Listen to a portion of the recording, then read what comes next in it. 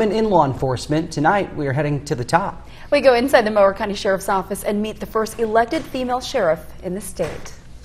Good for him. You will often find Sheriff Terese Amazi walking to and from the Mower County Jail. So we've got Sheriff Amazi started in Mower County nearly 3 decades ago, working in the jail. For a sheriff, I would say the jail is probably your biggest challenge. Before coming to Austin, she worked as a deputy in Helena, Montana. Her husband's job with the Austin Police Department brought them back to Minnesota. Because we didn't want that conflict, I went with the county. I don't think that works well when you both work for the same department, especially if it would have come to promotions. She has since worked every division in the sheriff's office, eventually climbing her way to the top. Amazi was the first elected female sheriff in the state and is one of only 3. I've went to 2 national conferences, and when you're going through the vendors areas, they don't recognize females as being sheriffs. Trying to get them to talk to me and actually recognize that I'm a sheriff, not one of the spouses, was kind of a challenge. Although gender disparity remains an issue nationally,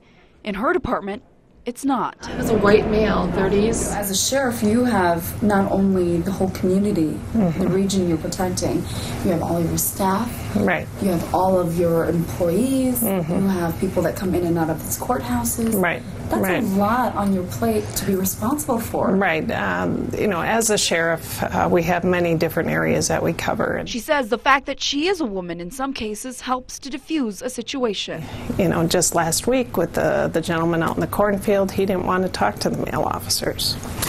So, okay, talk to me then. She's referring to this domestic call just outside of Stewartville a couple weeks ago. I tried texting him. After a 2-hour standoff, the man surrendered without incident. When we arrive there, a lot of them are having the worst day of their life because you don't call 911 when you're having a good day.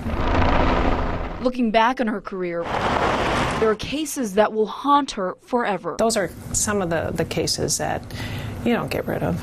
You know, they follow you throughout your entire life. Including this high-profile case in Mower County back in 2011, where a Dexter couple was convicted of chaining and starving their young children. We go into law enforcement hoping that we can make people's lives better, or at least make it no worse. She took it a step further and helped to change state law.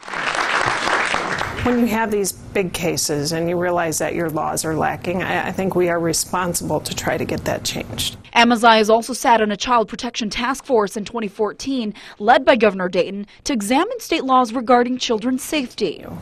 You know, being that, you know, certainly I'm toward ending my career now, you know, at the end of it, but you don't stop. You know, I could have not volunteered to be on the governor's task force, but I chose to do that because you got to try to make a difference. A legacy she'll no doubt leave behind when she does finally retire her badge. Trying to do as much change as you possibly can and change for the better. You know, that there are good people out there that we deal with on a daily basis. And she's one of them.